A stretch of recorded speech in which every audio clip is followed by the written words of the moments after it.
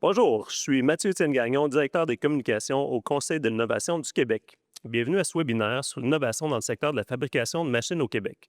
On est heureux de vous accueillir en si grand nombre aujourd'hui. On avait plus de 600 personnes d'inscrites, donc merci beaucoup d'être là.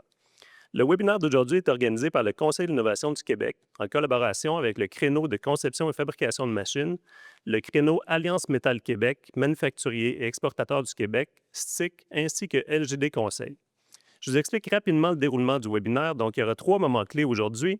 Dans un premier temps, Luc Sirois et Louis Duhamel échangeront sur les résultats, les faits marquants de l'étude du baromètre de l'innovation. Ce sera suivi d'un panel avec nos quatre experts invités pour échanger sur les éléments qui ont attiré leur attention et formuler des recommandations. Finalement, vous aurez l'occasion de poser vos questions. Donc, il y aura une période de questions et réponses du public à la toute fin du webinaire. Pour poser vos questions, c'est très simple. Vous avez seulement à aller dans la section questions et réponses en bas à droite dans la fenêtre Zoom pour poser vos questions, puis on tentera de répondre au plus grand nombre de questions à la fin du webinaire. Finalement, si vous avez des commentaires ou des observations, je vous invite à les partager dans le chat pour alimenter la réflexion et les prochaines discussions sur la thématique. Sur ce, mesdames et messieurs, merci beaucoup d'être avec nous. Je vous laisse entre les bonnes mains de Luc Sirois, innovateur en chef du Québec. Bon webinaire. Merci beaucoup, Mathieu-Étienne. Bonjour tout le monde. Merci d'être là aujourd'hui pour parler d'un secteur qui a un potentiel surprenant, un secteur moins connu, mais riche de potentiel, de recherche, d'innovation. On va en parler aujourd'hui ensemble. Cette étude sectorielle, ces perspectives d'un secteur comme celui-là s'inscrit dans une démarche du Conseil de l'innovation de stimuler l'innovation au sein des entreprises et de la société québécoise, mais vraiment d'y aller avec les leaders de chaque milieu, les leaders de chaque secteur, les leaders de chaque région, et de vous outiller comme leader à propulser les entreprises dans vos domaines. Celui-ci est particulier, on aura la chance d'en voir d'autres au courant de l'année, bientôt en aérospatiale, en fabrication alimentaire. On a vu il y a quelques mois le secteur de la construction. Ce sont des domaines qui portent notre économie et dont les entrepreneurs sont les créateurs de richesses pour l'avenir du Québec. Ce secteur-ci, on l'examine dans un contexte où on fait face à des bouleversements économiques importants au point de vue du commerce international, de notre relation avec le marché américain, notre propension maintenant à développer des nouveaux marchés. Il faut trouver des façons de se développer, de propulser nos industries, notre économie. Et là, on pense que dans ce secteur particulier de la fabrication des machines, il y a un potentiel extraordinaire. Pour m'accompagner alors, pardonnez-moi, cette étude sectorielle a été réalisée en collaboration avec l'IREC. Elle est abondamment appuyée par des perspectives issues d'entrevues et c'est ce dont on va vous présenter aujourd'hui.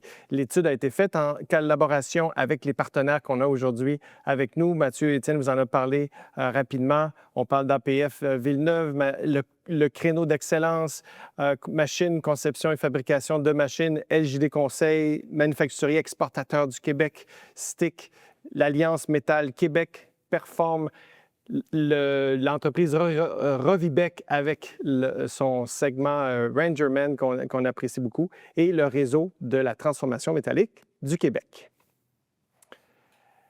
Alors, pour faire l'état des lieux, comprendre ce secteur-là, j'aimerais d'abord, je voudrais vous présenter, avant de faire l'état des lieux, permettez-moi de vous présenter nos invités. On est heureux d'avoir Nancy Allaire. Bonjour Nancy, du créneau d'excellence en fabrication de machines. Bonjour, merci de l'invitation. Bonjour, merci d'être là. Nancy White, de manufacturier. Nancy. Bonjour Julie. Bonjour Julie White, de manufacturier exportateur du Québec, qu'on voit beaucoup sur la place publique et qui est très d'actualité ces jours-ci. Merci beaucoup d'être là. Merci à vous. On est heureux Richard, bonjour Richard, d'être avec nous, de STIC, qui propulse les entreprises qui aident l'automatisation et la robotisation de nos industries. Merci de l'invitation. Merci d'être avec nous. Éric Villeneuve porte deux chapeaux aujourd'hui, comme président du conseil de l'Alliance Métal Québec, mais aussi comme entrepreneur de ce secteur de la transformation métallique et de la fabrication également. Merci beaucoup, puis il me fait plaisir d'être là aujourd'hui. Bonjour, bienvenue à tous. Et on a également notre Louis Duhamel national. Bonjour Louis, de JD Conseil. Hein? Louis, un expert que beaucoup connaissent dans le milieu du manufacturier, de la fabrication. Un expert qui porte un regard informé année après année sur ce domaine, qui nous donne des perspectives avec sa boule de cristal et qu'on est heureux d'avoir avec nous aujourd'hui pour examiner ce secteur plus précisément. Bonjour. Merci pour tes bons mots, Luc. Je suis très heureux de faire cette présentation, la présentation de cette étude du Conseil ce matin. Je pense qu'on va mettre en lumière un sous-secteur qui mérite davantage d'être connu et d'être reconnu.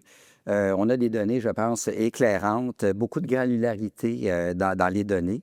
Et ce qui va nous amener, comme de raison, à des paradoxes, à des points d'étonnement. Alors, ça promet. Allons-y, sautons dans le vif du sujet.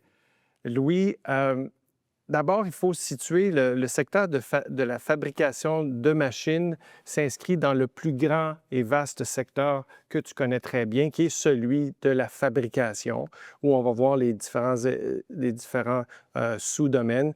On a fait allusion à la fabrication d'aliments il y a quelques secondes, mais il y a tous les secteurs. Mais dans la fabrication de machines, ce dont on parle, c'est la fabrication de machines pour l'agriculture, la construction, l'extraction minière, également le forestier, tout ce qui est machines industrielles de façon générale. Il y a équipement pour les commerces et les industries du service. Il y a la fabrication d'appareils de ventilation, chauffage, climatisation, réfrigération, qui est très important, on va le voir. Fabrication de machines-outils pour le travail du métal, on en a parlé. La fabrication de moteurs, turbines, matériel de transmission, puis des équipements plus généraux. Alors, c'est ce dont on parle quand on parle de machines ici au Québec. Louis, c'est un secteur qui est, on pourrait penser, pas très grand, 1 % du PIB de l'ensemble des industries, mais c'est un secteur qui est en forte croissance. Bien, en fait, on parle d'une croissance de son PIB là, sur 10 ans de 30,5 %. Un PIB qui est passé de 3,2 milliards à 4,2 milliards aujourd'hui. Donc, cette hausse s'avère en fait plus élevée que celle du secteur manufacturier en général au niveau de la croissance. Le secteur manufacturier, depuis 15 ans, a eu une croissance relativement modeste, même s'il est encore le secteur le plus important dans l'économie. Et le secteur fabrication machine aussi québécois représente 24 % ou à peu près du secteur, du secteur à l'échelle canadienne. Puis, c'est étonnant, hein? C'est un secteur qu'on connaît moins, mais qui est quand même 2 fois plus grand que le secteur de l'édition du logiciel, qui inclut l'industrie du jeu vidéo, qui sont très connus, dont on parle beaucoup. Alors, ici, on a un secteur qui est équivalent en termes de présence dans l'économie. On commence à parler de masse critique, oui. Absolument. Puis, c'est l'économie, mais c'est aussi des emplois. On parle d'un secteur qui est très riche en employés qualifiés, une entreprise et qui est en forte croissance de ce côté-là aussi. Tout à fait. On parle de 1000 entreprises en nombre, en légère augmentation depuis 2018. Fait à souligner, 2,6 % des entreprises ont 200 employés et plus. Hein, c'est le genre d'entreprise que l'on souhaite avoir. Ça devient la colonne vertébrale de sous-secteur. Mais ce pourcentage-là est supérieur à la moyenne générale. C'est un sous-secteur qui emploie 40 000 personnes, donc un chiffre qui est en hausse de près de 30 % sur les 10 dernières années, quand même, qui n'est pas rien. Et encore une fois, une croissance de l'emploi supérieure aux manufacturiers en général. Sur 15 ans, on est encore à peu près à 500 000 emplois directs dans le secteur manufacturier, la même chose qu'on était là, en 2010. Et c'est un secteur qui est, encore une fois, là, qui a une croissance supérieure au secteur manufacturier en général au niveau de l'emploi. Et on fait mieux aussi que l'Ontario et le reste du Canada. Et ça, même du côté du nombre d'entreprises, là, quand on regarde le détail des données, on a une création nette d'entreprises ici dans ce domaine-là versus en Ontario là, qui en perd. Donc, tout à fait. C'est intéressant. Puis, c'est sûr qu'on en a parlé que majoritairement, c'est des petites entreprises comme dans le reste de l'économie du Québec. Mais dans celui-ci, on a une proportion un peu plus élevée de moyennes entreprises, comme tu le dis, on est très content d'avoir ces moyennes entreprises-là. On aura la chance d'en parler, mais ça fait un bon tremplin pour aller plus loin puis grandir. Le fait d'avoir ces données granulaires-là, ça peut orienter aussi l'appui qu'on pourrait donner à ces entreprises-là, parce qu'une entreprise de 200 employés et plus n'a pas nécessairement les mêmes besoins qu'une entreprise plus petite. Alors, c'est éclairant et je crois Pas les mêmes pense que- besoins puis les mêmes capacités. Hein, Oui, tout à fait. on en est conscient aussi de la capacité d'une petite entreprise versus une moyenne entreprise. Oui. Ça peut être bien différent au point de vue de l'innovation. Mais, vous savez, avec une forte croissance en employés comme ça, en main-d'œuvre, ben on devine une pénurie de main-d'œuvre. Pénurie qui est généralisée au Québec, dans tous les secteurs, mais qui est particulièrement inquiétante dans le secteur manufacturier. Et dans ce secteur-ci, elle est encore plus accentuée. Tout à fait. On parle d'un taux de postes vacants de 6,1 supérieur à la moyenne du secteur manufacturier. L'emploi a connu une croissance de 29 sur 10 ans, ce qui démontre le dynamisme de cette industrie-là, sûrement. Par contre, son élan est freiné par une pénurie croissante de main-d'œuvre qualifiée. Je la qualifierais de qualifiée. Et l'enjeu porte sur des compétences spécialisées, production sur mesure, prototypage, intégration, etc. Des postes qui sont difficiles à trouver ou à remplacer rapidement lorsqu'on a des départs. Ça amène la question, la question de R&D, de productivité. Vous savez, comme innovateur en chef, comme conseil de l'innovation, on est vraiment préoccupé pour l'ensemble du Québec de l'orientation des entreprises sur la R&D. On est au Québec une économie qui investit beaucoup en recherche publique, peut-être moins en recherche industrielle, mais dans ce secteur-ci, vraiment, ils ont vraiment compris parce que c'est un secteur qui investit massivement dans le domaine de la recherche et du développement, qui est en croissance de ce côté-là, beaucoup plus que le secteur manufacturier en général, qui est déjà un champion de la recherche et du développement au Québec, et évidemment beaucoup plus que la moyenne en général de toutes les industries.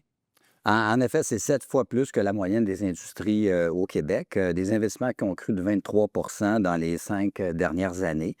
Donc, effectivement, on se dirige vers un paradoxe. Là. Je ne veux pas voler le punch, mais c'est une industrie qui investit en innovation, point à la lettre. Et maintenant, on va voir qu'est-ce qu'on fait avec l'argent. 7 fois la moyenne québécoise. C'est important. On cherche des façons d'augmenter la moyenne québécoise, puis en propulsant une industrie comme celle-là, il y a peut-être des chances Tout à fait. que ça augmente le niveau de recherche et développement dans l'ensemble. Oui, cette allusion-là à l'impact, dans les autres secteurs, nos données montrent que d'investir en R&D a un impact positif sur la productivité. Par contre, dans ce secteur-ci, la productivité traîne un peu de la patte.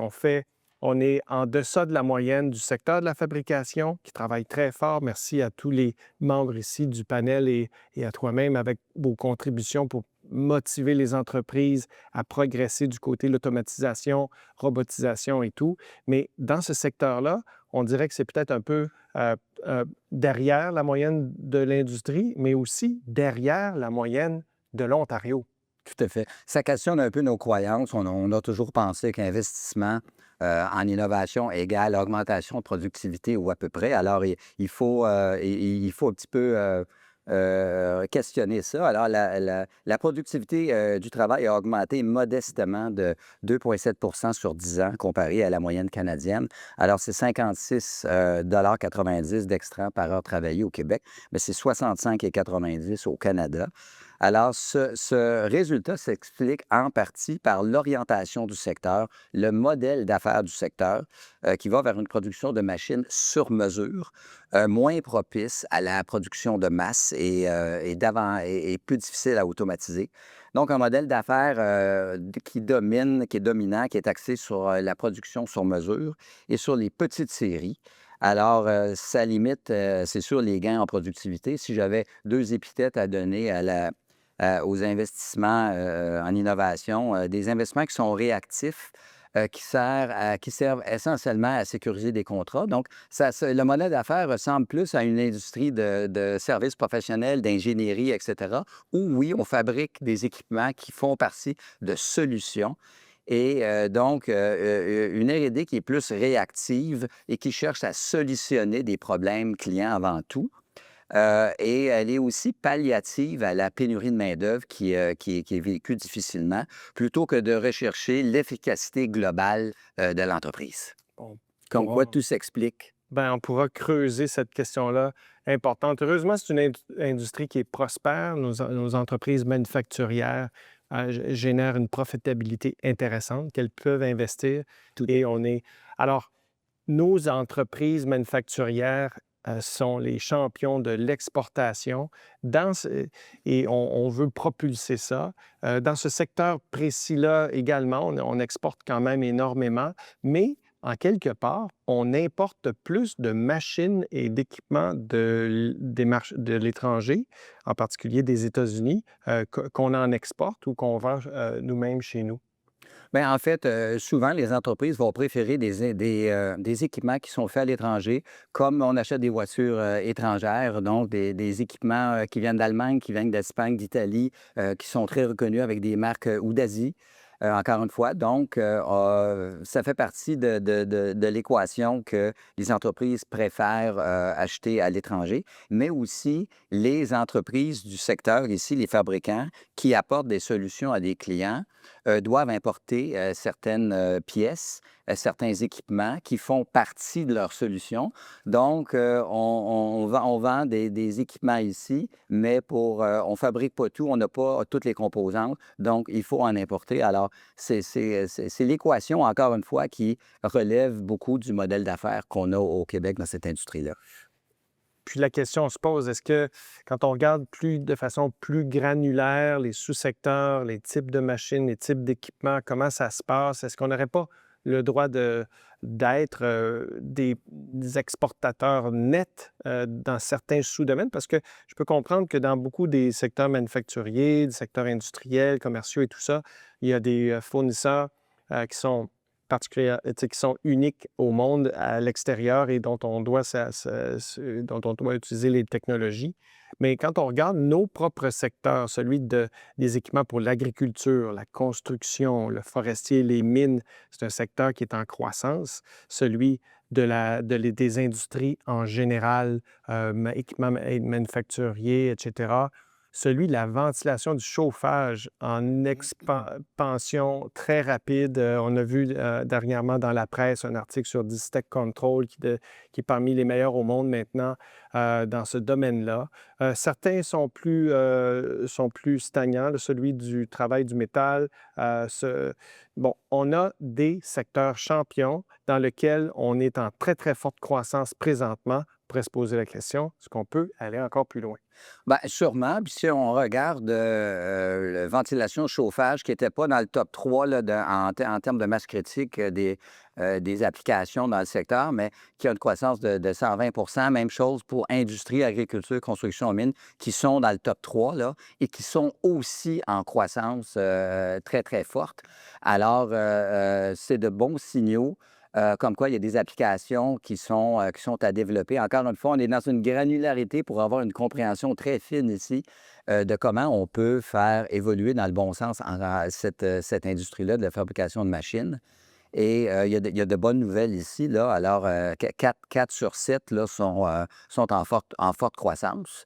Et sûrement qu'on pourrait, avec de bonnes stratégies, aider ces entreprises-là à faire encore mieux. On va terminer avec une donnée importante, c'est celui de la contribution ou de l'impact de l'industrie sur la décarbonation. C'est un secteur qui a fait beaucoup d'efforts. Quand on regarde la moyenne du Canada en termes d'émissions de gaz à effet de serre, bien, on a une moyenne où on voit là, une légère décroissance, heureusement, mais en Ontario, c'est la même chose. Et dans l'ensemble du Québec, on a une moyenne. Ici, quand on regarde l'ensemble des industries du Québec, on voit que pour l'émission de gaz à effet de serre, on est dans les plus bas au pays et on est énormément plus bas que l'ensemble des industries. Donc, on a réussi à battre le reste du Canada, en fabrication de machines. C'est étonnant. Ça m'a fait vraiment plaisir de voir cette statistique-là parce qu'il faut savoir que le secteur manufacturier est le premier utilisateur d'énergie et le deuxième producteur de GES dans l'économie du Québec. Donc, encore une fois, il y a un risque réputationnel pour le secteur ici. Et quand on voit un sous-secteur comme fabrication machine où l'intensité des émissions de GES a chuté de 17 et qui se trouve en dessous de la moyenne des industries québécoises. Alors, c'est vraiment intéressant comme quoi il ne faut pas voir ça nécessairement globalement. Il faut aller voir les sous-secteurs qui agissent et qui sont du bon côté de l'équation des changements climatiques. Et ici, on a une comparaison pardon, qui est très enviable par rapport à l'Ontario et le reste du Canada aussi. Alors, franchement, on atterrit bien avec ça. C'est des bonnes nouvelles. Oui. On est ravis. Je me retourne vers l'audience ici. Hein. Vous savez, chers panélistes, on a des gens de partout au Québec. On est d'avoir la chance d'être en virtuel pour pouvoir connecter avec eux. Quand on a regardé un petit peu qui est parmi nous dans les pas loin de 650 personnes qui sont en ligne, où on me dit, en fait, à l'oreille, on parle non, de plus de 60 000 personnes qui nous écoutent. Ah, non, je fais une mauvaise information ici. Vous êtes des gens de l'industrie, donc le quart sont des entreprises, entrepreneurs, manufacturiers, manufacturières, des gens du milieu de développement économique. On a des gens du milieu académique qui est avec nous, qui nous écoutent. Beaucoup du monde de l'investissement, Investissement Québec, le Fonds de solidarité, les autres fonds d'investissement, les gens de différents ministères, ministère de l'économie, de l'innovation, l'énergie, ministère de l'emploi, de la solidarité sociale, le MAPAC également est avec nous. Donc, des gens de différents ministères et des élus municipaux, des gens des municipalités, développement économique.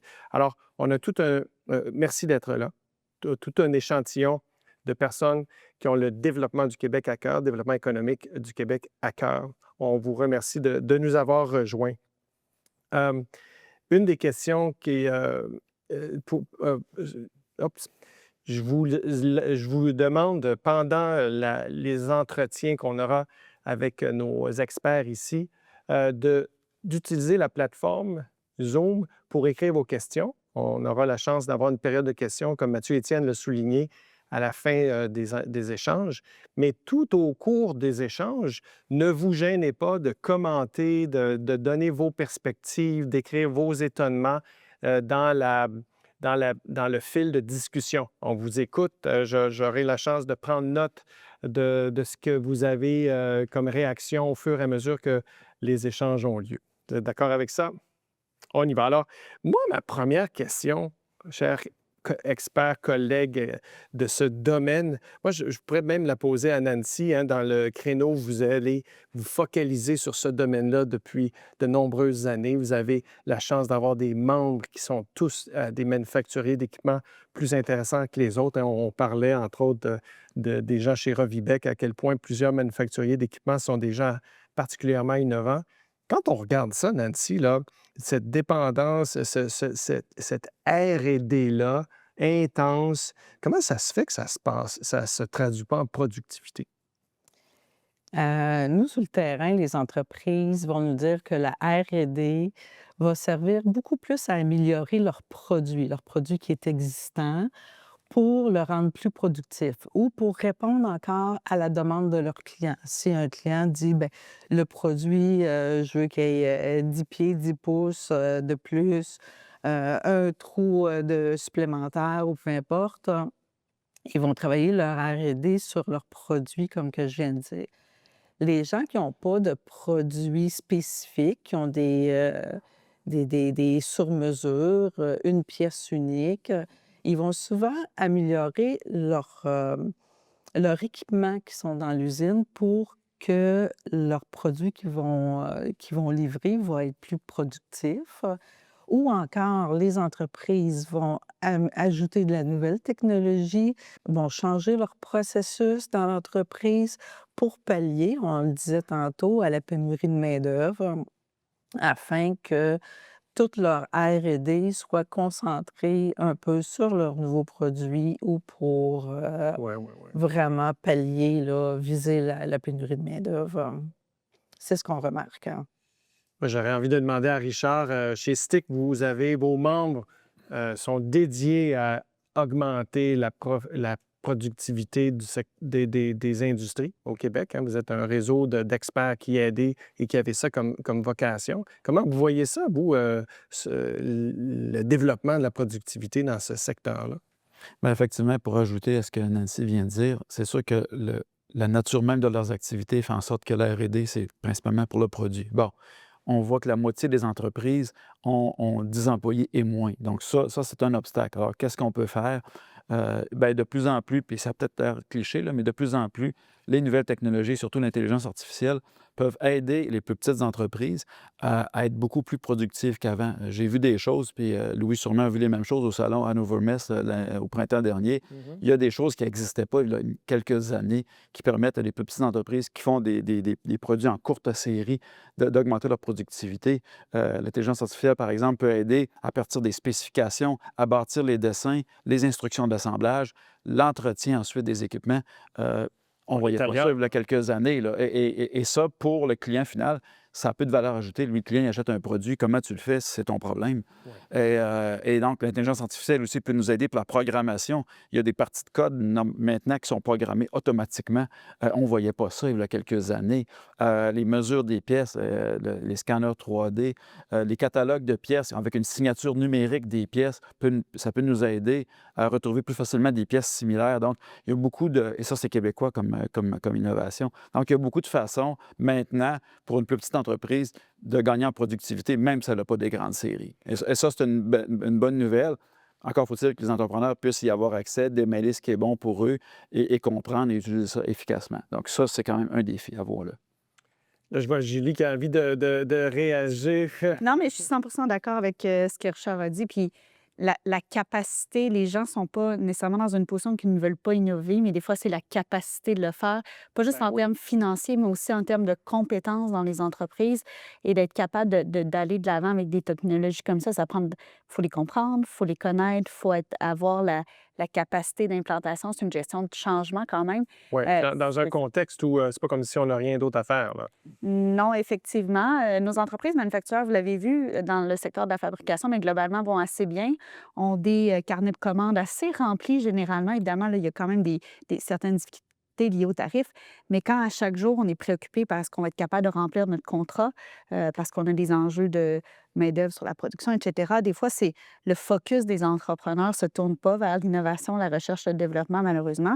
Mais on ne peut pas les blâmer non plus. Il faut trouver des façons de les accompagner, de leur donner plus de moyens et de compétences pour y aller. Moi, ce que j'aime de cette perspective-là, dans le fond, c'est la bonne nouvelle dans la situation. Quand les entreprises investissent peut-être moins dans le développement de la productivité, en quelque part, c'est parce qu'elles sont... il y a tellement de demandes, le carnet de commandes est plein. Ça, c'est une bonne nouvelle, au moins. Oui, puis souvent, le fait d'avoir un carnet de commandes plein, d'être capable de bien vendre le produit, ça ne l'incite pas nécessairement à faire des changements, hein. Tu sais, on est capable de vendre notre produit, on n'a pas d'enjeu à le vendre. Donc, quand on est à des moments comme aujourd'hui, avec les tarifs, que ça nous amène un petit peu plus de difficultés, ben, c'est des bons déclencheurs pour aller chercher cette petit push-là en termes de productivité Ouais. dans certains secteurs. L'innovation est...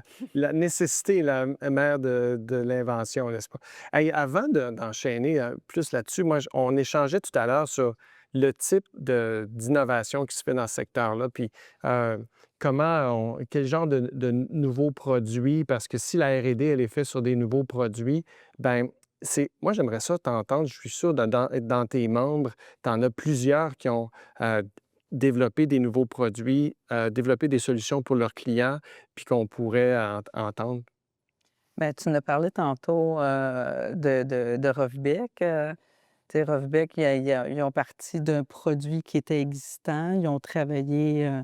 Rovibec est une entreprise qui, traditionnellement, fait des équipements de la machinerie pour l'industrie laitière. Exactement, alimenter les fermes, le bétail, exactement.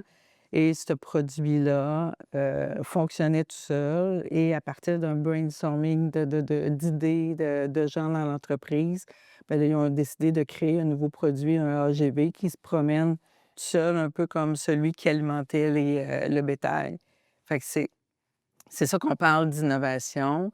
Il y a beaucoup d'autres entreprises aussi qui font de l'innovation dans leurs produits pour améliorer. Puis, tu sais, quand on parle de innovation, de productivité, mais ils augmentent la productivité, mais aussi ils augmentent tout leur processus pour être capable de livrer plus vite aussi leurs commandes. Parce que leur carnet de commandes est plein, mais il faut le livrer aussi. D'arriver à Fait livrer que ça. l'innovation emmène aussi à ce que ça livre plus vite les produits, là. Puis vous, Nancy, permets-moi de te faire parler un petit peu plus du créneau. Vos membres sont dans quel secteur d'activité? Comment toi, tu vois tes entreprises? Nous, c'est tout le secteur de la conception, fabrication de machines industrielles, commerciales. Ça peut être une machine, un robot soudeur, ça peut être, on a beaucoup aussi de composantes de machines, qui est dans le métal. Des convoyeurs, est une machine. On a des entreprises qui vont travailler dans le secteur, hydroélectricité, dans le secteur énergie. Donc on a plusieurs, tu sais, quand on parle de Les machines composantes des grands exactement, systèmes. tu sais, soudure, machinage. Fait qu'ils ont beaucoup de pièces uniques, parce que c'est une pièce qui va sur une machine. Donc notre secteur conception, fabrication de machines a un plus faible pourcentage que le reste qui est des composantes de machines. Oui, oui, oui. Puis ces données-là qu'on a mis en lumière, puis que l'étude a fait ressortir, est-ce que ça traduit bien comment ce secteur-là va bien? C'est quoi le moral? Le moral est super bon, là. Les entreprises si on parle d'exportation aux États-Unis, qui continuent à exporter, qui exportaient, mais ils continuent encore à exporter parce que nos entreprises sont bons dans ce qu'ils font, sont qualifiés. Fait que leurs carnets de commandes, comme je le disais, sont encore pleins parce que les gens aux États-Unis vont continuer à passer des commandes parce qu'ils sont qualifiés Qui ont des compétences ils ont des uniques. compétences uniques. Ils ont des pièces uniques sur mesure et des pièces aussi de machines à répétition. Mais la plupart des machines qu'ils font, ils ont toujours une spécialité, une spécificité pour leur livraison. Donc, quand on est bon dans quelque chose, puis qu'on a investi, puis qu'on est les meilleurs au monde, en quelque part, ça aide à être résilient, c'est ce que j'entends. Oui. Julie, tu portes sur la place publique beaucoup d'enjeux du secteur manufacturier pour aider à avancer puis améliorer les choses. Ici, on voit que la pénurie de main-d'œuvre frappe vraiment fort. Qu'est-ce qu'il faut en penser? Écoutez, depuis que je suis en poste, là, ça va faire 1 an bientôt, c'est le principal enjeu dont on me parle à tous les jours. Il n'y a pas une entreprise que je rencontre qui ne me dit pas qu'il y a des enjeux de main-d'œuvre, que ce soit de la très grande à la petite entreprise, dans un paquet de sous-secteurs. Donc, c'est sûr que c'est un enjeu qui est important. C'est un enjeu à la fois dans certains types de métiers, notamment à cause des règles qui ont sur les TET, un dossier Les complexe. TET? Les travailleurs étrangers temporaires, un dossier qui est assez complexe, mais qui affecte la capacité de production beaucoup, mais aussi des enjeux de main-d'œuvre dans des domaines plus techniques. Je parlais qu'il faut avoir les compétences internes souvent pour implanter de l'innovation. Oui, hein? Même si on a 200 employés dans une entreprise manufacturière, s'il y a 3 chiffres de production, on n'a pas nécessairement une grande équipe de recherche et développement, on n'a pas nécessairement beaucoup de personnes. Donc, beaucoup de besoins aussi de ce côté-là, ce qui peut amener un frein à l'innovation. Quand on a une très petite équipe de direction, c'est pas nécessairement facile d'implanter ces projets-là. Donc, c'est un défi à différents niveaux dans la production, dans la fabrication pour les entreprises. C'est un défi qui va persister dans le temps compte tenu de la courbe démographique. Mais c'est sûr que plus on se met en mode innovation, plus on peut trouver certaines solutions pour amoindrir des efforts, des impacts, excusez-moi, de la pénurie de main-d'œuvre. C'est pas pareil dans tous les types de production. Tu sais, quand on parle de machines très spécialisées avec des courtes séries, avec des produits très spécifiques pour certains clients, c'est moins facile d'intégrer certaines technologies pour faire face à la pénurie de main-d'œuvre, mais c'est pas impossible. Je pense qu'il faut que les entreprises se disent que l'innovation, Oui, des fois, c'est la machine robotisée qui va nous aider à la fin, mais c'est un paquet de choses, que ce soit dans l'organisation du travail, dans les logiciels de gestion, allant jusqu'à la très grande implantation d'intelligence artificielle dans la production. C'est pas juste dans la production qu'on peut innover, c'est à un paquet d'endroits dans le Ben oui. processus, il faut Puis, y penser. Richard, juste si tu me permets, Julie, tu mentionnes c'est le fait on a une pénurie de main-d'œuvre pour l'entreprise en général, mais on a peut-être aussi une pénurie de main-d'œuvre de personnes compétentes pour innover, pour intégrer ces technologies-là. Puis surtout quand on est une petite entreprise, là, 5, 6, 7, 8 employés, tu n'as pas nécessairement les experts.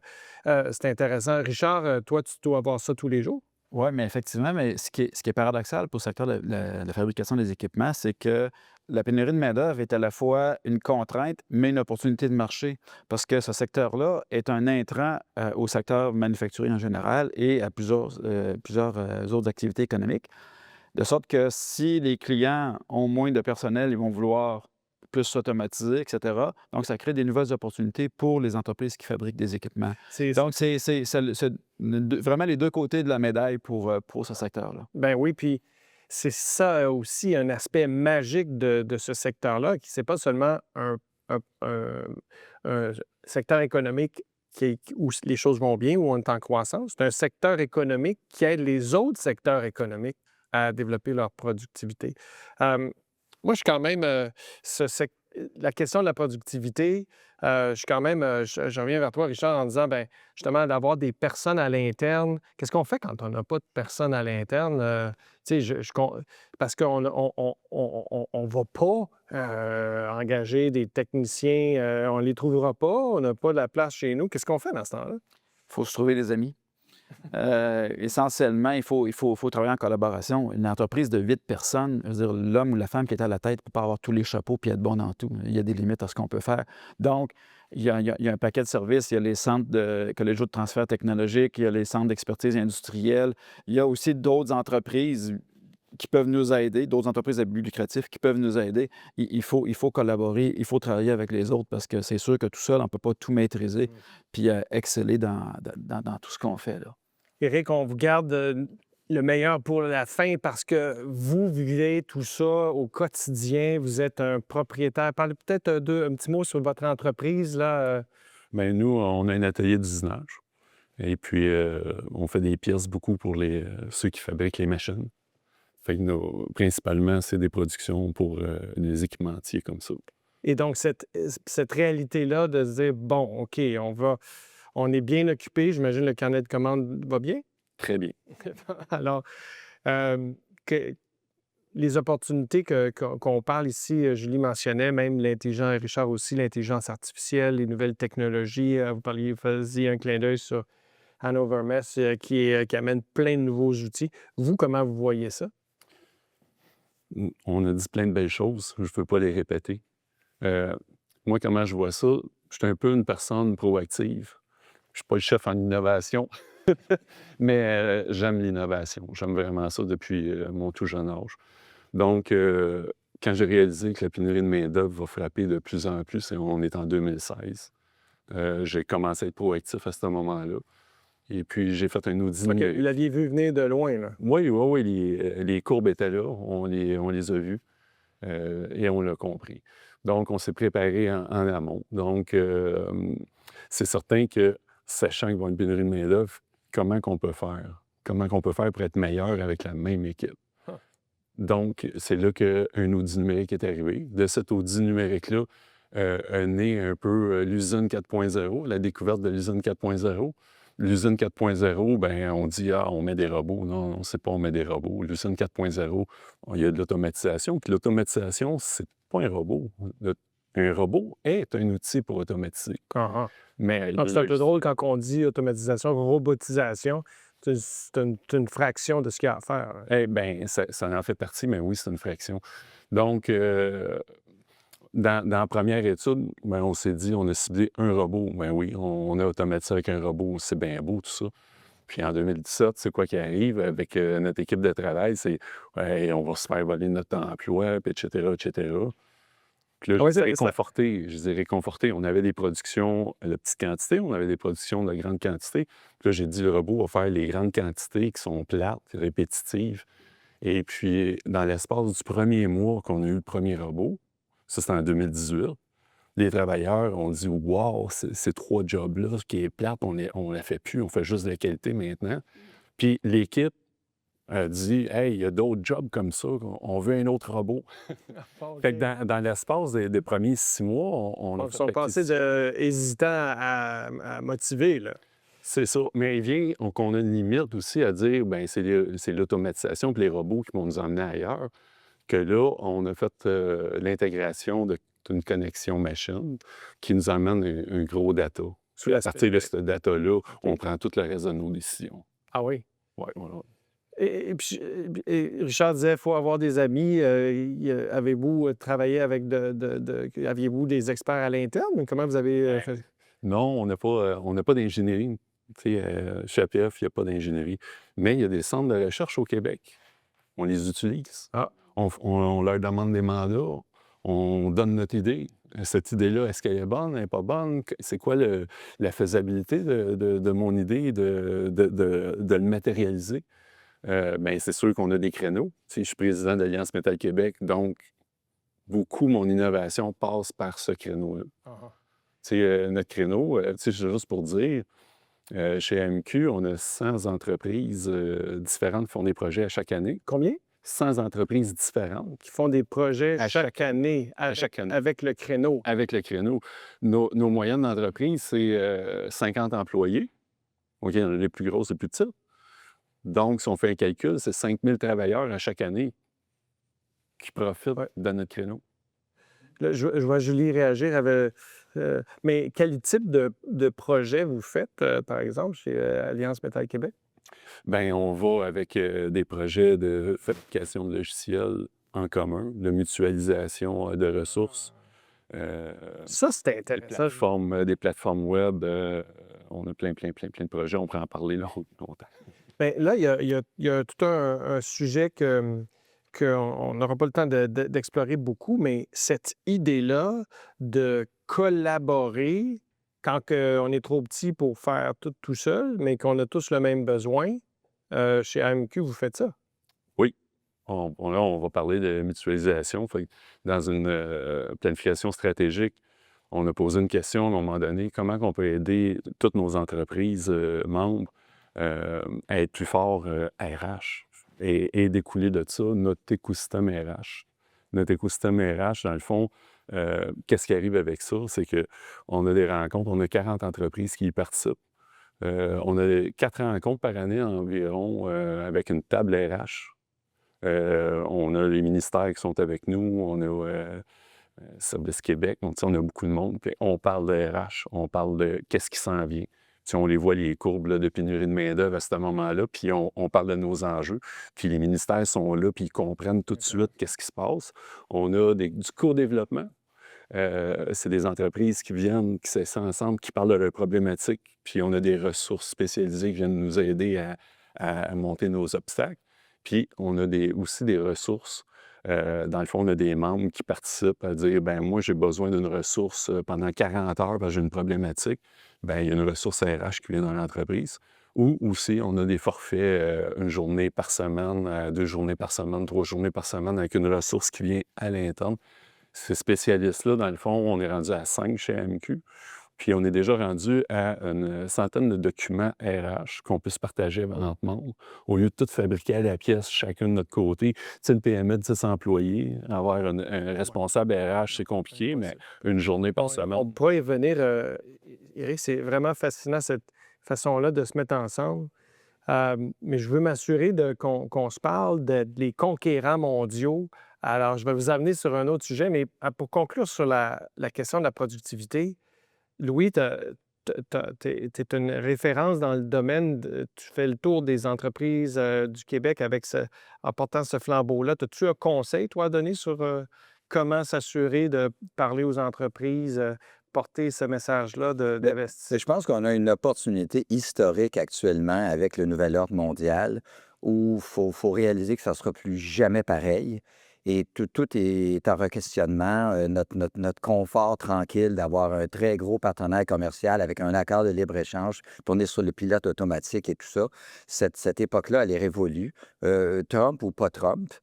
Alors, franchement, moi, je pense que ce qu'on a vu dans un sondage qu'on a fait, qui disait qu'on voyait la conscientisation des entreprises, des chefs d'entreprise qui étaient là parce qu'ils voient très bien que leur monde là, est en train de s'écrouler, là. L'économie qu'on a connue. Et il va falloir faire autrement, il va falloir être beaucoup plus résilient. Les entreprises ont souvent pas beaucoup de marge de manœuvre. La productivité, c'est pas juste la création de richesse, c'est de la résilience qu'on va chercher. On va chercher une position de liquidité qui est meilleure. On va chercher une position où envoie-moi là ton tarif de 5, 10, 15, je suis capable de le prendre, je fais encore de l'argent, etc. Je ne sais pas aussi simple que je le dis, mais vous voyez ce que je veux dire. Alors, pour l'instant, je pense que là, on voit l'intérêt économique de la productivité, plus qu'on ne l'a jamais vu. Ça fait depuis 1867 que l'écart se creuse avec les États-Unis. Ça fait 160 ans. Depuis ce temps-là, tu surveilles les données. J'étais pas là à cette époque-là, mais il n'y a rien de nouveau dans tout ça. Mais encore une fois, personne n'est stupide dans ça quand on ne voit pas l'intérêt économique, parce qu'on fait de l'argent, on fait des bonnes marges, ça va bien, on a une croissance, on crée de l'emploi, peu importe. Maintenant, tout ça et les fondations de ce modèle-là sont ébranlées et il n'y a rien de mieux qu'investir dans sa productivité de façon à se donner une marge de manœuvre où on peut absorber des... À part de ça, l'incertitude des entreprises détestent ça. Bien, je pense qu'il va falloir commencer à aimer ça parce que je pense que la nouvelle donne, la nouvelle norme, c'est l'incertitude. Alors, pour faire face à l'incertitude, ça prend une marge de manœuvre et, encore une fois, je pense que les entreprises comprennent, on le voit, que la productivité, c'est maintenant. Et moi, je suis un éternel optimiste. Je vois le verre à moitié plein. Je pense que là-dessus, on va faire des progrès avec surtout tout l'écosystème, avec Tu nous tous dis ceux qui sont sur ce panel. l'opportunité On va y arriver. mondiale. Julie, est-ce qu'on peut, vous, comme manufacturier exportateur du Québec, vous êtes la figure de proue et vous êtes toutes les entreprises qui, justement, puis Nancy en a parlé également dans notre secteur de fabrication de machines, qui exportaient. Est-ce qu'on peut imaginer accélérer encore davantage puis renverser la tendance d'importer plus que moins, et donc augmenter nos exportations? On peut espérer augmenter nos exportations. On a des marchés qu'on a moins utilisés dans les dernières années pour un paquet de raisons. On a des marchés notamment en Europe, Asie-Pacifique, où on a des traités de libre-échange qui sont intéressants et qu'il faut maximiser. Mais tout va dépendre de la compétitivité de nos produits, des tarifs qu'on peut, des prix auxquels on peut les vendre. C'est un peu la roue qui tourne, hein? Si on est productif, ben, on est capable d'être plus compétitif aussi sur ce marché-là. Fait qu'il faut que les entreprises, si on veut vraiment changer la donne entre les importations versus les exportations, il faut continuer de s'attaquer à la question de la productivité. Et tu sais, on est conscient, hein, quand on parle de productivité, qu'il n'y a pas un entrepreneur qui se dit moi, je vais être moins productif, je vais être moins compétitif. Il n'y en a pas un, là, on est conscient. Mais c'est un bon moment en ce moment, compte tenu du contexte, de regarder toutes les opportunités à l'extérieur. Pas tout le monde qui va changer, diversifier un nouveau marché demain matin. Ça prend à peu près 3 à 5 ans de développer un nouveau marché aussi. Mais aujourd'hui, ce que moi, je dis aux entreprises, c'est que c'est le temps de faire de votre vrai diagnostic. Est-ce qu'on a de l'opportunité ailleurs que les marchés qu'on connaît déjà? Le Moyen-Orient commence à s'ouvrir beaucoup aussi. On a beaucoup d'entreprises qui font déjà affaire là. On est en train d'ouvrir des discussions sur un accord de libre-échange. C'est des opportunités qui, aujourd'hui, on se doit de regarder de façon beaucoup plus intensive, même si on n'ira pas nécessairement demain matin faire affaire en Asie-Pacifique ou en Europe ou au Moyen-Orient. C'est le temps de faire les bons diagnostics. Et il y a quand même beaucoup d'outils pour les entreprises, hein, les gouvernements, les banques, DC, tout le monde souhaite soutenir les entreprises. Oui. Et il y a des ressources non seulement financières pour faire des projets, mais aussi des ressources d'accompagnement. Et c'est le temps d'aller regarder ça aujourd'hui. Julie, tu ouvres la porte à ce que je fasse un petit message publicitaire, si vous me permettez, pour trouver ces ressources-là. Oui. Richard nous disait, trouve-toi un ami. Éric nous parlait, comment le créneau, puis avec Nancy, peuvent aider, qu'il y a des ressources, tu trouves la part des ressources financières, des investisseurs, des subventions, des programmes. Pour les trouver, c'est difficile.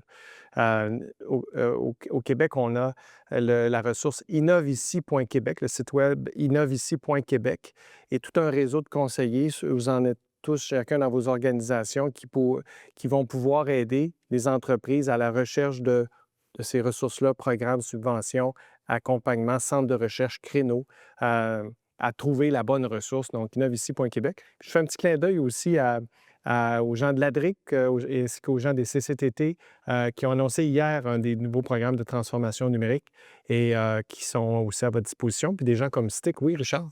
Moi, j'allais juste ajouter que pour exporter, il faut vraiment être réaliste et même si on est optimiste, il faut se regarder dans le miroir et voir où sont nos avantages compétitifs. Parce que, prenons les vieux pays, les pays européens, ils ont une expertise de plusieurs décennies, sinon siècles, en fabrication d'équipements.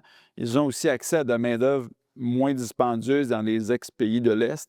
Donc, ils ont certainement des avantages. Donc, si nous, on veut aller compétitionner ces fabricants-là, Ben oui. ça nous prend vraiment un avantage compétitif marqué. Ouais, qu'on est bon. Oui, parce que bon, il y a les coûts de transport, les coûts pour se mettre aux normes, etc. Donc, il faut vraiment être réaliste et faire les bons choix parce que développer des marchés, Julie l'a mentionné, c'est long, c'est cher, ça demande beaucoup de temps. Donc, où tu vas mettre ton premier dollar pour ta première heure demain, il faut vraiment se regarder dans le miroir puis regarder où sont vraiment nos avantages, l'avantage perçu par le client et non ce que nous, on pense. Nancy? Bien, il faut se diversifier parce que ça va créer aussi une concurrence interne dans notre région parce que les entreprises qui ont des contrats uniques aux États-Unis, que leur soumission ne sera pas retenue, mais là, à ce moment-là, cette entreprise-là va soumissionner au Canada, au Québec. Il va prendre la place d'un autre qui prenait ce contrat-là. Et après ça, mais celui qui avait le contrat au Canada, au Québec, mais là, il va aller peu, tu sais, l'échelle va descendre. Fait que oui, l'Europe prend beaucoup de temps. Nous, au Créneau Machine, ce qu'on est en train de faire, on est en train de faire une étude de marché pour aller développer tous les maritimes. Pour aller voir l'étude de marché, c'est vraiment, bon, côté secteur énergie, secteur transformation métallique, machine, pour aller voir avec qui qu'on peut collaborer et faire de la sous-traitance avec eux autres. Ben oui. On va voir ça. Tu parles de concurrence accrue à l'interne. Est-ce qu'on pourrait imaginer stimuler l'achat québécois d'équipements, de machinerie québécoise plutôt que de l'achat d'équipements américains ou internationaux? Y a-t-il une façon de stimuler l'achat chez nous? Bien, oui, et puis il faut le faire. Nous, c'est ce qu'on fait depuis des années, c'est qu'on fait un portrait des équipements qui sont dans les entreprises pour savoir c'est quoi le besoin. Est-ce que cette machine-là est utilisée Exposé ou à 100 Est-ce qu'elle serait bonne pour faire de la sous-traitance? On regarde, on a un portrait de c'est quoi les offres de l'entreprise, c'est quoi les besoins de l'entreprise. Je pense que je suis sautée dans l'autre sujet que tu voulais emmener, là. Mais, tu sais, vraiment les offres en commun? et Ben le oui, besoin pour emmener à faire de la collaboration puis que les entreprises se connaissent. Parce que plus que les entreprises vont se connaître, Ouais. ils vont avoir confiance. Ben souvent, souvent, je l'entends, les entreprises, non, nous, on n'achète pas ici, bien, on ne connaît pas nos propres fournisseurs. Julie, toi, tu avais aussi un point de vue sur les achats publics. Ah oui, c'est important pour nous, puis on en parle régulièrement. Les gouvernements sont un moteur important. On a une volonté, tout le monde, à chaque jour, là, d'aller à l'épicerie, d'acheter nos concombres du Québec, nos tomates du Québec, c'est bien, mais le vrai changement qu'on va faire, qui va permettre aussi aux entreprises d'aller dans cette direction-là, c'est vraiment de avoir une vraie politique d'achat public, d'approvisionnement où qu'on favorise nos entreprises d'ici. Et ça va permettre probablement de stimuler les grands donneurs d'ordre qui vont pouvoir aller justement acheter leurs machines ici. Mais on a besoin d'un signal au Québec qui est un petit peu plus fort, puis qui sort du produit B2C de base là, qu'on fait tous nos Ben oui. efforts. Là, On achète des aliments du Québec, mais il faut aussi acheter des machines du Québec. Là. Exactement. Oui, oui, Richard. Les autres juridictions à travers le monde sont très créatives quand c'est le temps de favoriser leurs marchés locaux. On n'est pas pire que les autres. On devrait le faire aussi. Puis c'est sûr que si on regarde d'autres choses que juste le prix, qu'on regarde la valeur ajoutée et les coûts, le coût total de possession, comme on dit, ou d'utilisation, Il y a quelque chose. je pense qu'on peut faire mieux pour favoriser nos entreprises. Puis Ben oui. à leur tour, ces entreprises-là vont exporter ailleurs parce qu'elles vont devenir meilleures et championnes et avoir un carnet, une belle carte de visite. Donc, si on vend ici, on devrait être bon pour vendre ailleurs. Et d'acheter québécois, mais même de nos entreprises acheter québécois. Je voyais, Éric, tu voulais aussi réagir. Là. Bien certain, mais tu sais, Nancy, on a 2 créneaux qu'on travaille ensemble. Et puis, on a fait une rencontre dans les derniers mois pour faire un maillage. Dans ce maillage-là, c'est d'apprendre c'est qui ton voisin, qu'est-ce qu'il peut m'apporter, etc. Ça a été super intéressant, puis on va continuer à travailler de cette façon-là. Puis là est né, juste pour mon entreprise, après cette rencontre-là, il a fallu que je regarde pour acheter un nouveau compresseur. Mon compresseur, il vient des États-Unis. Donc, suite à cette rencontre-là, j'ai fait une recherche et puis à Victoriaville, ils font un compresseur moins cher, Ah ben, fabriqué en grande majorité dans votre région à vous, et puis moins cher. Là, j'ai trouvé ça juste après le maillage. Fait que c'est des initiatives qu'il faut mettre dans nos entrepreneurs, dans nos entreprises. On le fait. Pourquoi qu'on ne la jette pas ici? les mots de sagesse. Il y a des précédents. Puis je t'inviterais, Louis, à wrapper tout ça. Mais avant, si tu me permets, là, on voit ici la possibilité de travailler ensemble. Il y a par les créneaux, par les associations, par des organisations qui nous aident, trouver les besoins communs, les attaquer ensemble. Il y a peut-être aussi l'opportunité de créer des entreprises plus grandes, peut-être y allant avec le parcours de fusion-acquisition, qu'on soit nous-mêmes ceux qui grandissent et qui deviennent les grands joueurs à l'extérieur, à l'international. Je voulais souligner ça. Puis je voulais te demander peut-être un petit mot de la fin pour arriver à nous dire bien, qu'est-ce qu'on retient de tout ça. Puis ensuite, on va passer à la période de questions. Il y a beaucoup de commentaires de notre audience là, qui avait beaucoup à dire là, sur ce qu'on a exposé. Juste sur l'aspect de l'achat local, on a déjà des précédents très intéressants dernièrement. Par exemple, Hydro-Québec, qui a une des plus grandes chaînes d'approvisionnement au Québec, a ouvert davantage sa chaîne d'approvisionnement à des fournisseurs québécois avec les fameux programmes Pasquet. Donc, voilà des initiatives où l'État fait preuve d'exemplarité et ça peut se faire, ça se fait et on peut le faire beaucoup plus. Moi, je suis encore une fois, je suis très heureux d'avoir regardé de plus près le secteur qu'on a analysé ensemble aujourd'hui parce que ça nous aide à avoir une compréhension beaucoup plus fine et d'ajuster, par exemple, les politiques publiques, l'aide de l'écosystème d'affaires aux véritables besoins des différents sous-secteurs qu'on a dans le secteur manufacturier. Et ça nous permet d'être plus efficaces et peut-être aussi de mieux utiliser les ressources humaines, financières et techniques. Une chose que je juge importante, si on s'élève un peu, je pense que ça prend une stratégie industrielle au Québec. Une vraie. On a souvent eu des énoncés économiques comme on a des énoncés budgétaires. Il se passe quelque chose, bon, on annonce. Puis je parle de tous les gouvernements là, depuis que je suis ça, depuis les années 2000. Tout le monde veut bien faire, mais je pense qu'il faut avoir une vue devant nous, surtout maintenant avec ce qui se passe de 5 à 10 ans. Puis il faut avoir une stratégie industrielle sur 5 à 10 ans, comme nos concurrents là, dans le monde, là, la Corée du Sud, l'Allemagne, les États-Unis, l'Union européenne ont des stratégies industrielles. Alors, je pense qu'on est rendu là et il faut voir loin. Et on a tout ce qu'il faut. On a un des plus beaux écosystèmes mondiaux, je dirais. Et on a des gouvernements motivés qui comprennent l'importance du secteur manufacturier. Alors, là-dessus, je pense qu'on est, on est sur une lancée. Le meilleur reste à venir. Bien, c'est des mots de sagesse.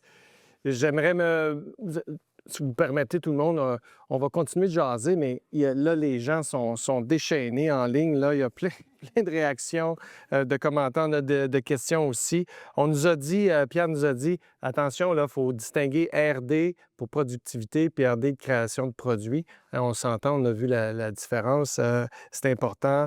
On nous a dit, Martin Maille nous dit, tous les pays sérieux priorisent les fabricants et fabricants d'équipements, entre autres. Là, on parle du Japon, de la Chine, qui a été une société, ça permet de développer la prospérité. Une stratégie gagnante reconnue pour les entreprises, c'est de solliciter des projets d'innovation auprès des fournisseurs clés. Donc, quand vous avez dit exposer, je t'entendais, Nancy, dire exposer les besoins, exposer ce qu'on est capable d'offrir, puis de matcher ça, ça fait partie. La notion de résilience soulevée par M. Duhamel est super intéressante. En effet, la productivité, ce n'est pas juste pour devenir riche, c'est pour être capable de prendre les coûts, d'avoir des produits uniques. Hein, Nancy ou Richard, tu nous as dit, c'est quoi, dans quoi qu'on est bon, faire de la R&D, c'est d'avoir quelque chose qui est unique, qu'on a des forces. Nancy nous a dit, à ce moment-là, nos clients, bien, restent nos clients parce qu'ils ne trouvent pas meilleur ailleurs. Puis c'est cette notion-là de résilience qui est soulignée par Philippe en ligne. Il y a des gens chez Mécanique, etc., dans l'industrie du textile. Il y a une industrie qui a besoin qui a eu besoin de se réinventer au Québec. C'est bien le secteur du textile. On ne fabrique plus de la guenille aujourd'hui. On fabrique des produits de très haute technologie. Avez-vous des clients dans le secteur du textile chez Stick? Honnêtement, pas beaucoup. C'est tellement niché comme marché. Mais effectivement, ceux qui sont encore en vie, c'est ceux qui ont vraiment une valeur ajoutée marquée. Technique, là. Oh, oui, le textile technique, parce que sinon, c'est sur la guenille. Tout à fait. OK. Alors, on a aussi des questions. Alors, si je peux, je vais essayer de comprendre la question. Je vais la lire avec vous. Alors, on investit massivement dans le quoi, donc dans la technologie, dans de la R&D, mais peu dans le comment, l'exécution, la formation. Hein, Julie, tu nous disais, on n'a peut-être pas les personnes qui savent comment faire ça. C'est peut-être, donc la formation, c'est peut-être le parent pauvre. Selon les données du baromètre de l'innovation, quelle part de ce décalage de productivité est due à un manque de changement du côté de la gestion du changement, transfert des compétences, augmentation des compétences des travailleurs de première ligne, puis de la gestion générale. Formation, c'est-tu un enjeu, ça? C'est un enjeu qui est majeur, puis on est beaucoup... Moi, je siège à la Commission des partenaires du marché du travail, notamment à Salut d'ailleurs. Hein, à différentes instances. Et il y a de l'argent disponible pour soutenir les entreprises. Puis là, ils ne seront pas surpris de m'entendre, là, mais il y a beaucoup de saupoudrage dans différents secteurs, un peu des projets variés. Là, c'est le temps qu'on amène dans nos secteurs qui sont les plus porteurs, qui sont les plus forts dans l'économie, pour lesquels on a le plus de besoin de main-d'œuvre, puis qu'on concentre les investissements dans ces secteurs-là pour rattraper cet équilibre-là. Puis pour moi, oui, c'est un parent pauvre. C'est pas un parent pauvre aussi, bien, c'est aussi à cause de certaines... Tu sais, quand on n'a pas fait beaucoup d'évolutions technologiques, qu'on n'a pas beaucoup changé nos façons de faire dans les usines, on voit moins la valeur à aller chercher ces compétences-là.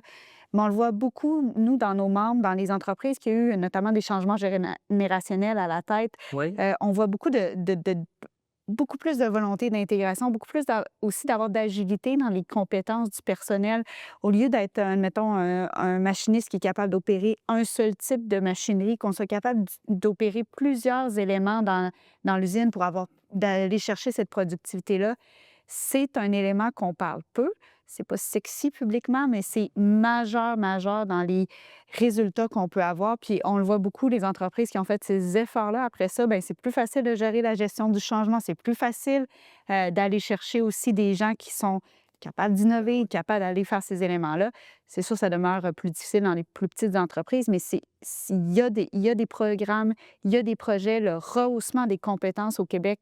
On n'est pas fort là-dessus. On parle beaucoup d'aller chercher uniquement des diplômes qualifiants, mais il faut aussi aller chercher des fois des compétences spécifiques. Surtout quand on Et là, en face à des entreprise. technologies, comme vous disiez, qui maintenant changent tout rapidement, l'IA qui prend de la place, il faut arriver à sommer, Richard? On fait plusieurs dizaines de diagnostics d'entreprises par année et on le voit. Il y a des gains de compétitivité, de productivité qui peuvent être obtenus par les entreprises par des changements de façon de faire. Oui, les robots, puis bon, l'automatisation, puis l'intelligence artificielle, j'en ai parlé tantôt. Oui, c'est excellent, mais il y a des gains à faire juste à faire les choses. meilleurs. Oui, à faire les choses autrement et pas seulement sur le plancher de production, dans les bureaux, dans les approvisionnements, et dans la gestion en général. Ben oui. Il y a beaucoup de gains à faire encore qui ne coûtent pas toujours beaucoup de dollars. Ben Donc, oui, il y a un beau puis mélange. les exemples que tu donnais, tes propres employés maintenant qui font plus la routine, qui font de la qualité, tu nous disais, ça veut dire une montée en compétences, ça, là. Exactement. Et puis, tu sais, tantôt, on disait, c'est important la formation. Dans la mutualisation, tu sais, qu'on fait avec le RH, bien, c'est aussi de rendre nos gens heureux pour pas qu'ils changent de place. Tu sais, un machiniste qui change d'atelier d'usinage pour travailler ailleurs, il est moins compétent parce que c'est des nouveaux produits. Il est à la recherche là, de ses compétences dans l'autre entreprise. Donc, c'est de garder nos gens et de les former. Fait qu'on veut mutualiser aussi pour former. Tu Aller dis pour chercher. former, ben Pour oui. former, on veut aller chercher des formateurs, ça soit les soudeurs, les machinistes à la retraite qui veulent reprendre et puis qui viennent dans nos entreprises aider. Parce que, tu sais, souvent, ceux qui vont former dans l'entreprise, c'est le meilleur machiniste, le meilleur soudeur. Puis là, on le sort de ce qu'il fait bien. Puis là, on veut le rendre pédagogue. Puis là, il y a un roulement de personnel, tu sais, parce que nos employés, il faut les rendre heureux, mais le roulement de personnel, c'est tout en train de former. Fait que là, ils sont essoufflés de former. Puis même eux, des fois, ils ont le goût de quitter pour aller travailler ailleurs parce que là, ils n'en peuvent plus. Ouais. Fait qu'il faut emmener de l'aide à nos entreprises pour former sur le plancher, pour soulager les bons travailleurs à faire leur travail. Nancy, je te passe la parole. Il y a une question reliée, là, vous pourrez y répondre en même temps, qui était à Richard sur le fait comment, pour les membres du STIC ou toutes les entreprises, en fait, comment est-ce qu'on peut transformer la formation de centre de coût à levier stratégique de productivité? Je pense que c'est ça qu'on est en train de répondre, là, oui, Nancy? Mais avant de... Oui, il y a la formation qui peut se donner aussi dans les cégeps pour amener un employé à devenir intégrateur en innovation, mais il y a aussi l'expérience. On parle beaucoup de collaboration depuis le début de la rencontre, mais nous, au Créneau Machine, on a des tables d'échange au niveau de RH. C'est les gens de RH qui s'assoient ensemble, qui discutent de leurs problématiques, de ce qu'ils ont mis en place, de ce qu'ils ont innové. Ils se visitent, ils regardent c'est quoi qui ont mis en place, puis ça s'aide, puis ça s'appelle, puis ouais. Si ça se connaît. Partage d'expérience Exactement. opérationnelle, c'est très fort dans le manufacturier Ouais. et c'est des bonnes façons de faire. Nous, on a 10 réseaux, on en a en RH, on en a en plein dans 10 secteurs, puis c'est positif. On fait une cinquantaine de rencontres par année, 20 à 25 visites d'usines, où que les gens vont voir comment Ouais. on a Donc, fait une transformation. C'est terre à terre pour les gens. Apprendre par ses pairs, aller voir, puis comprendre, venir voir les écueils aussi qu'on va avoir dans ce qu'on va faire. Tu sais, oui, il y a des bonnes choses, parce qu'il mais faut marcher. voir venir pour s'adapter, pour que quand nous, on implante cette innovation, ce changement-là, bien, qu'on soit peut-être un peu plus prêt et plus équipé pour le faire de la bonne façon. Prendre ses pairs, puis souvent, on peut retourner sur des bancs d'école, on peut avoir une formation informelle, mais hein, on apprend vite quand on voit comment les autres font les choses mieux Il y a que nous. plusieurs façons de rehausser les compétences. Il faut arrêter de le voir dans un seul spectre. Il faut qu'on le voit dans toutes les opportunités qu'on a ici. Richard, oui, tu voulais... Pour répondre à la question, comment on transforme un centre de coût en centre de profit, je me rappelle bien, là. Oui, Ben, je veux dire, toute dépense qui, éventuellement, va mener à un gain de productivité, compétitivité, positionnement, développement de marché, acquisition de nouveaux clients, à l'origine, c'est un coût. Mais si ça a du succès, ça va être un élément de rentabilité. Donc, faut bien choisir, cependant, parce que l'argent, c'est limité, le temps, c'est limité. Donc, c'est vraiment important de faire les bons choix.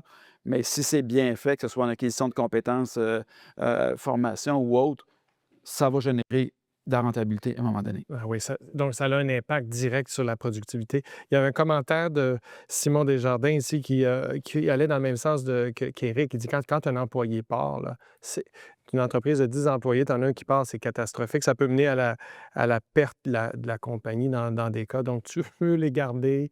Tu veux peut-être qu'au lieu de se compétitionner l'un l'autre, qu'on se trouve des clients additionnels. On voit Excuse-moi, Nancy. On voit de plus en plus d'entreprises qui vont donner une petite partie d'action à leur directeur Donc, ils deviennent propriétaires. Exactement. Fait qu'ils sont sûrs de garder au moins cette relève-là. Le rehaussement des compétences de tous, ça l'aide à ne pas avoir une seule personne qui a toute la connaissance dans une chose, puis qu'après ça, quand elle s'en va, c'est difficile. Il faut aussi, c'est pour ça qu'il faut diversifier les compétences de l'ensemble des équipes pour s'assurer qu'on ait le moins possible des cas où il y a une personne qui part puis on se retrouve dans le trouble. C'est ça. Ce qu'on a fait, c'est vraiment, on a cartographié les compétences. Et puis, tu sais, des fois, tu as une machine 5 axes. Là, on parle d'usinage, là, bien entendu. Et puis là, tu as juste un travailleur qui est capable de faire la mise en production ou les programmes. Tu es vulnérable.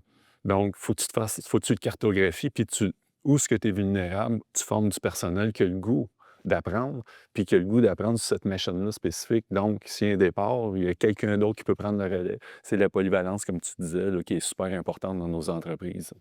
Écoutez, je vous dis, là, ça dérougit pas. Il y a 600 personnes qui posent des questions, ça rentre au toast, là. Il y a des commentaires, des questions sur comment est-ce qu'on peut collaborer avec les universités, comment ça se passe, le rôle des CCTT, les centres collégiaux de transfert technologique qui ont une grande expertise. Hier, j'étais à Productique Québec, entre autres, et on en a beaucoup comme ça de ce côté-là. On nous demande, entre autres, dans la réduction des gaz à effet de serre, est-ce que ça inclut les fournisseurs? Est-ce que l'impact sur la productivité des manufacturiers de ce secteur-là est bonne? Est-ce qu'on ne pourrait pas avoir un marché à l'extérieur du Québec, dans le Canada comme tel, etc., etc., etc. Écoutez, moi, je vous dis aujourd'hui, les gens qui nous écoutent, ce n'est pas la fin. Hein. Vous avez ici des leaders de ce milieu-là qui sont en action. Vous n'avez qu'une toute petite, minuscule perspective des initiatives que l'un et l'autre met à contribution. Vous-même en ligne, vous êtes des acteurs qui aident les entreprises, vous êtes des entrepreneurs qui font une différence. Vous avez des entrepreneurs comme Éric qui intègrent les nouvelles technologies. C'est un secteur comme Louis nous dit, qui nous donne beaucoup d'espoir et on aura la chance de répondre à toutes vos questions, mais aussi d'applaudir tous vos bons coups et toutes vos actions. Et c'est pour ça que j'aimerais... oui, j'ai fait ma petite publicité tantôt, je vous la refais. Là, on a des leaders ici qui offrent des services soutenus par l'État, qui aident à représenter le milieu pour trouver les bons services, pour trouver les bonnes personnes, les bons programmes, les bonnes subventions pour vous aider. Je vous dis, ça vaut la peine. Innovici.Québec et répondez aux quelques questions pour qu'on comprenne votre besoin et on va s'assurer de vous référer à ces bonnes personnes-là ou dans ces bonnes régions-là. Je vous jure, c'est un service qui est très utile pour trouver chaussure à son pied et du financement pour vos projets. Je vous invite, avant de se laisser, de regarder les autres activités du Conseil d'innovation. Merci beaucoup. De nous suivre dans nos communautés pour pouvoir échanger. Ce dialogue-là, je vous invite à connecter dans nos groupes pour continuer de poser des questions, continuer d'avoir de l'information, continuer de donner de l'information très utile d'entendre tout ce que vous contribuez et tout ce que le milieu a à donner. Oui, merci beaucoup. Puis dans les événements qui viennent, on a notre prochain rendez-vous dans quelques jours à peine sur les résultats de l'enquête sur l'innovation en aérospatiale au Québec, faite en collaboration avec le CRIAC et les acteurs du milieu. On a en février la grand-messe Duc sur l'innovation en fabrication d'aliments. Ça, c'est un événement qui est très fascinant parce qu'en plus, là, on parle de choses qui goûtent bon. C'est vraiment fascinant. Ce qu'on peut innover pour mettre sur la table des Québécois et des Québécoises, là, ça touche tout le monde et ça aide à garder la forme et la santé. Mais le grand événement important pour tout le milieu de l'innovation, c'est l'événement Pivot 2026, un moment de rassemblement pour trouver comment mieux innover, mieux faire les choses au Québec. Et là-dessus, j'aimerais conclure avec une annonce. On a tous, mesdames et messieurs, vu la force du leadership et la force qu'on peut avoir quand on amène des nouvelles façons de faire, quand on regarde les données, puis quand on trouve des nouvelles idées pour améliorer les choses. Alors, ce qu'on voulait vous annoncer, c'est que les experts ici, les organisations autour de la table, ont décidé de créer une table d'innovation pour pouvoir faire des suivis, pour pouvoir monitorer la situation, pour pouvoir voir à quel point des actions de ces organisations-là et de d'autres font une différence pour le secteur de la fabrication de machines. On vous invite à exprimer votre intérêt pour faire partie de cette table d'innovation. rien de bien compliqué, un cercle d'experts qui regardent la situation, regardent son évolution et qui motivent les gens à prendre action. Alors là-dessus, moi, je vous laisse le mot de la fin, un dernier tour de table pour entendre peut-être vos derniers commentaires, idées fortes que vous retenez de nos échanges, de cette étude, des perspectives de l'innovateur en chef sur le secteur. Ben moi, je pense que pour prendre des décisions sages, il faut avoir des informations, avoir des données. Et je pense que ce qu'on a fait aujourd'hui peut être répliqué sur d'autres sous-secteurs. Et je pense que ça va nous aider à réfléchir correctement et finalement à passer à travers la mouvance dans laquelle on est actuellement, qui est pas évidente. Quand tu es chef d'entreprise, c'est déjà compliqué. Alors, l'environnement d'affaires, c'est pas rien. Alors, mais reste que, soyons optimistes, on est une grande famille et les entreprises ne sont pas seules. Voilà. Éric, Bien, tu sais, moi, c'est l'usine 4.0. Donc, l'usine 4.0, c'est pas pareil d'une entreprise à l'autre. C'est pas ça se ressemble, mais c'est pas les mêmes choses qu'on est obligé de mettre en place pour y arriver. On peut mettre des choses qu'on maîtrise ou qu'on veut maîtriser. Ça va nous faire un pas dans la bonne direction. Des choses qui sont faciles à mettre en place et puis qui vont nous donner une valeur sûre, un succès sûr, c'est ces choses-là qu'il faut mettre en premier. Et puis travailler en équipe, avec l'équipe à l'interne, que eux, aussitôt qu'ils vont commencer à aimer mettre des choses en place dans cette innovation-là, vont tirer sur cette corde-là, tu sais, pour en avoir de plus en plus parce que c'est c'est vertueux, on ouais, est en vue, puis tout le monde gagne. C'est fantastique. Merci, Éric. Richard? Ben, moi, je dirais en conclusion que le secteur de fabrication des machines est très important pour le Québec parce qu'il alimente à son tour le secteur manufacturier en général et d'autres secteurs. Les plus petites entreprises peuvent être plus innovantes et plus productives en se remettant en question, en ciblant les priorités, leurs avantages compétitifs, en utilisant les nouvelles technologies qui n'existaient même pas dans certains cas, il y a 2-3 ans, et en collaborant avec les nombreux acteurs du milieu pour aller chercher les compétences qu'elles n'ont pas. Et ça va être bon pour le Québec. Très bien dit, Richard. Merci, Julie. Ben, pour moi, la productivité, c'est le nerf de la guerre, hein, pour les entreprises, que ce soit en termes de compétitivité, de résilience, comme on parlait plus tard. Et je pense qu'on a un créneau, on a un sous-secteur qui est très inspirant. Et il faut que collectivement, on continue à en parler de la productivité, puis qu'on continue à mettre de l'avant, pas juste les défis qu'on vit ou les retards qu'on a, mais aussi les succès qu'on a au Québec. Et le secteur était quand même intéressant de ce côté-là On aujourd'hui. est chanceux d'avoir un secteur qui est très, très prospère. Merci beaucoup, Julie. Merci de votre... Nancy? Merci, premièrement, de l'invitation. Ça fut très agréable. Il faut dire que le secteur conception-fabrication de machines est le plus beau secteur qui existe. Pas parce que j'y travaille, mais aussi parce que s'il n'y avait pas de machines qui existeraient, il n'y aurait pas grand-chose qui serait... On ne serait pas en train de filmer aujourd'hui ou peu importe. Alors, je vais me répéter dans ce que j'ai dit aujourd'hui, c'est que notre secteur est bon dans ce qu'il fait. Il faut continuer à faire ce qu'on fait. Puis osons innover, osons collaborer pour être encore plus productifs, plus meilleurs dans ce qu'on fait. C'est quelle belle façon de conclure. Merci beaucoup, Nancy. Merci beaucoup tout le monde d'avoir été là sur ces mots de la fin inspirants. Osons innover, osons être les meilleurs de nous-mêmes et montrer au monde entier de quoi on est capable quand on se met à travailler ensemble. Merci beaucoup tout le monde. Continuez d'innover.